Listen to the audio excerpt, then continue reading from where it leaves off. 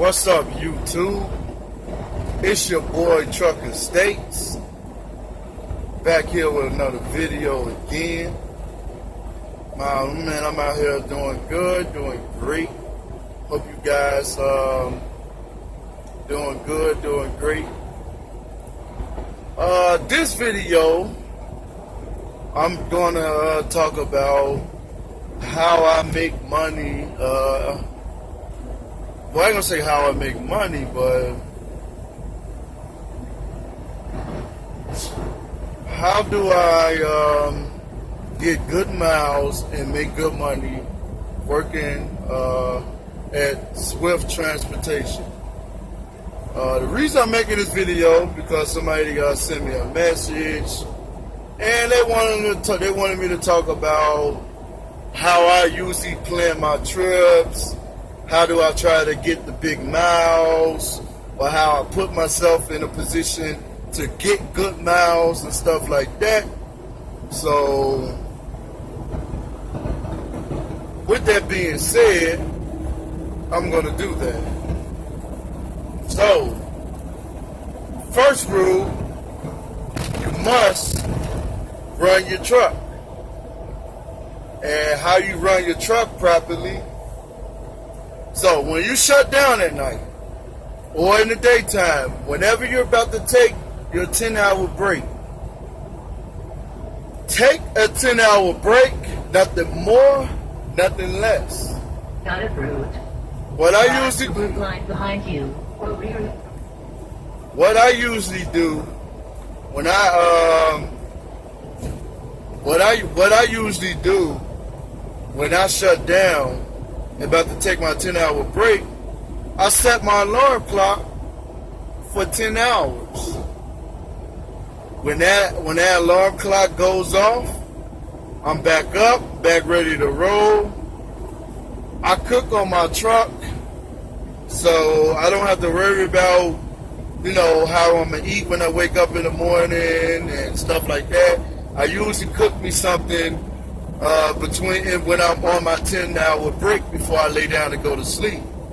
So I usually make some breakfast, or if I don't feel like cooking nothing, I might go get me like a small turkey sandwich or something that's real light, nothing heavy. I don't eat heavy food when I'm about to start my drive shift.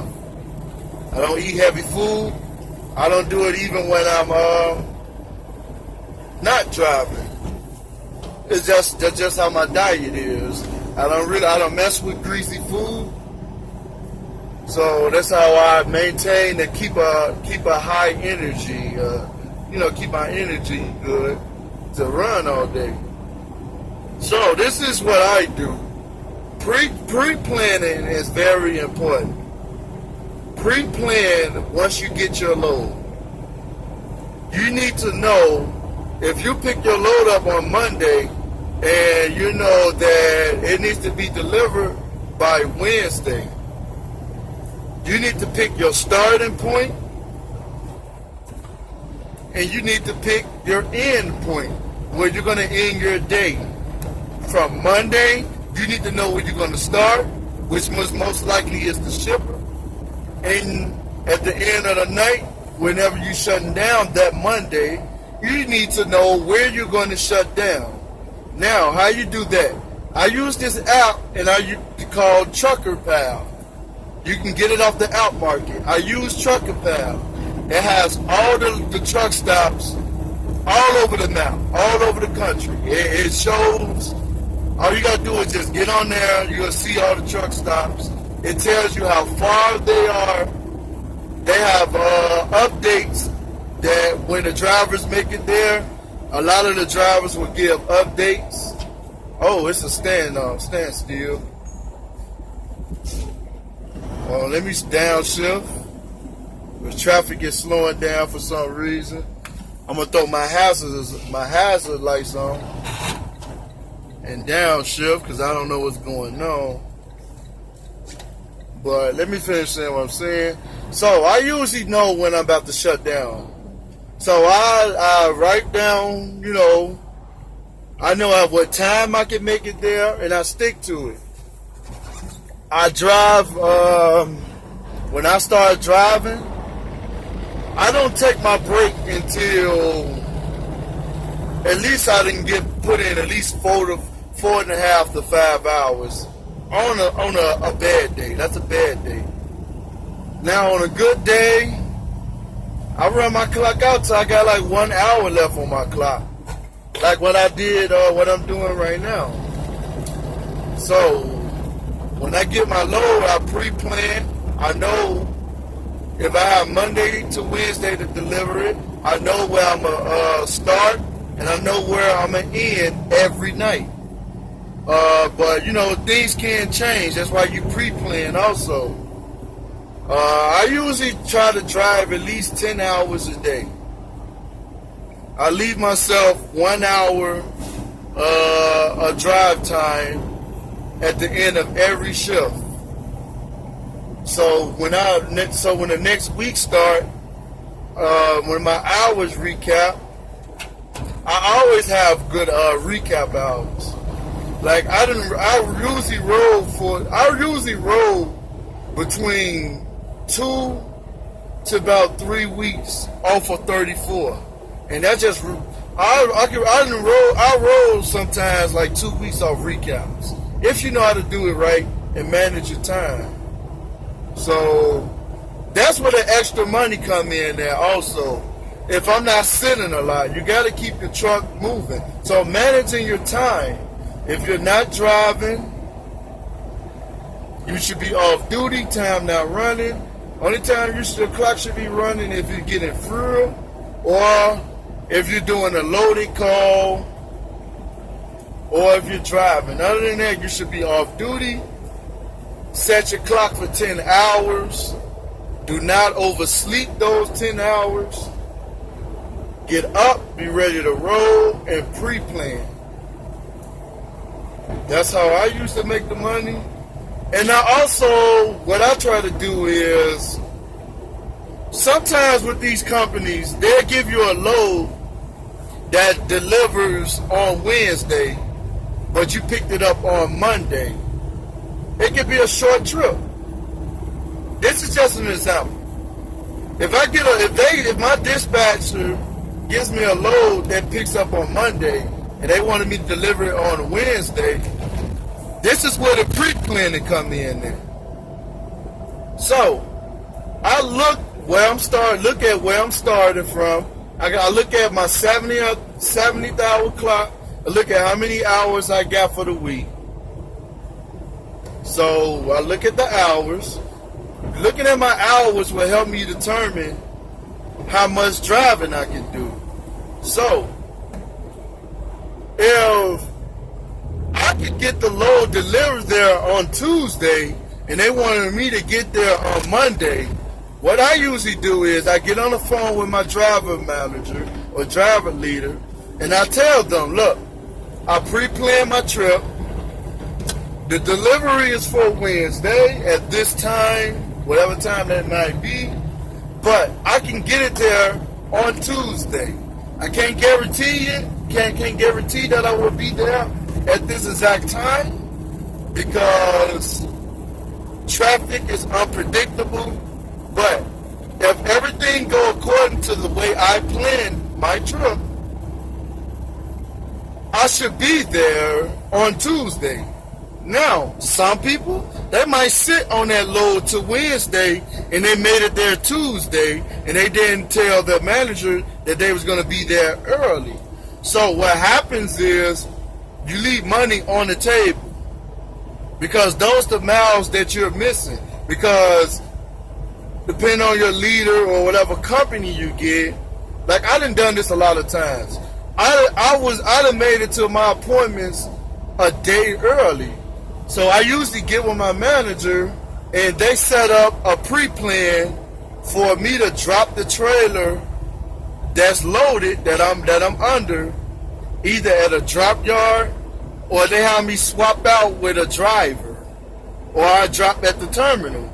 And with that, I don't have to sit from Tuesday all the way to Wednesday on a load.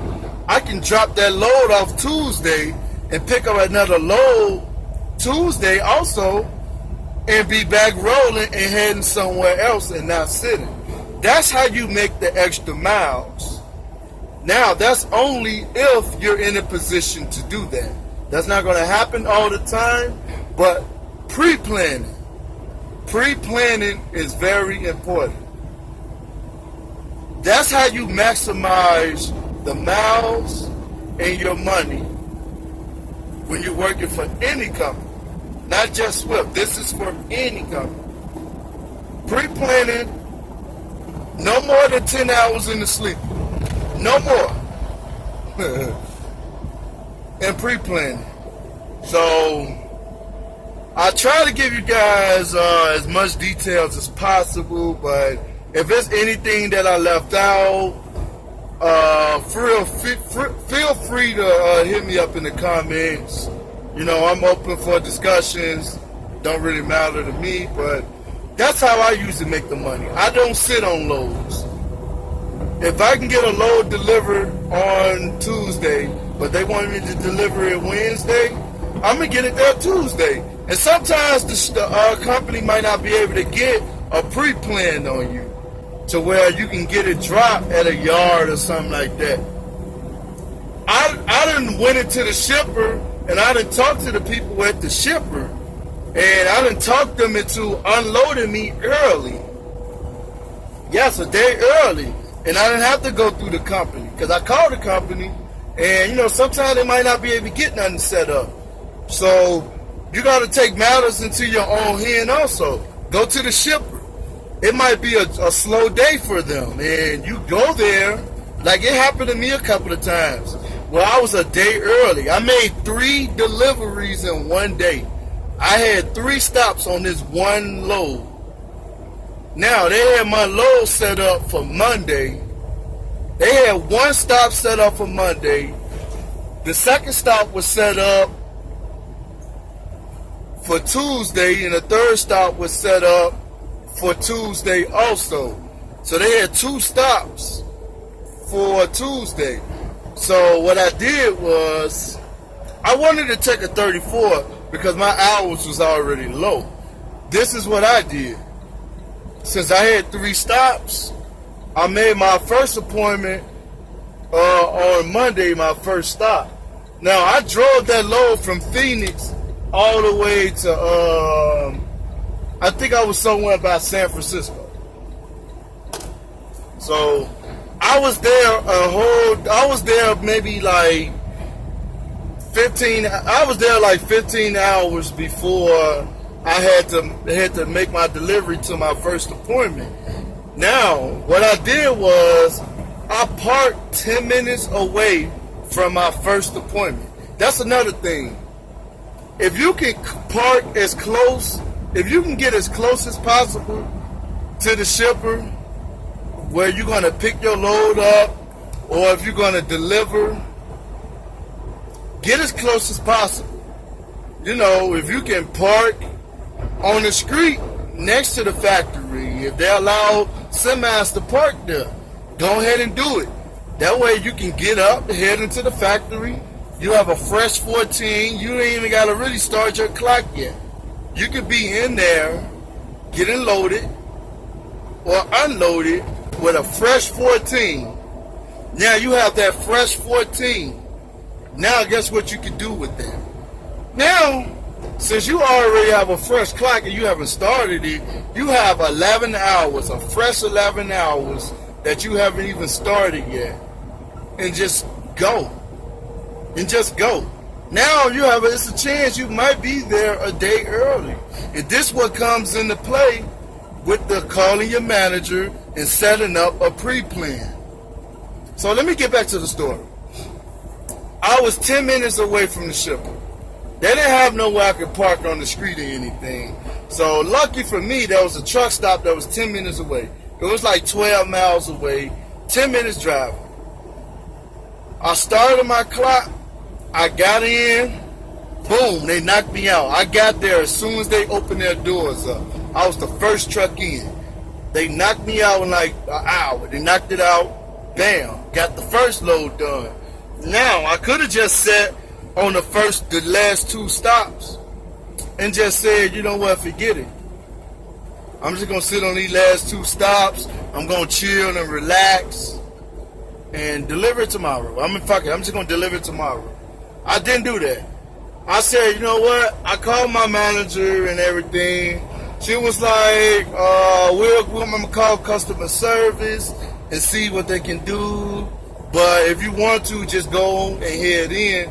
I didn't need her permission, really. I was gonna go in regardless. So I went in, and I talked to the shipper. They got me unloaded. It was sure, we'll get you unloaded. Because they only had like 5 pallets to take off. They had like 5 pallets. So they get me unloaded. I'm like, boom, damn, I got another ship. I got another drop. So bam, I go and get that unloaded. I went to the next stop. All of them was within like 100 miles within each other. They all was in like 50 miles of each other, all my stops. So I went to my next appointment and I knocked that out the water. They got me unloaded. And I just took matters into my own hand. That's what you got to do when you get out here, man. Don't sit on loads. So I hope my story can help other drivers that's either driving now or the future drivers. So if you like this video, hit the like button, hit the subscribe button, hit that bell so you can receive notifications every time a video drop. I got more videos that's going to be coming on the way. I know my video has been slow, but I'm trying to gather some filming equipment and stuff like that. I'm going to start doing interviews, interviewing drivers. I want to interview people who subscribe to me.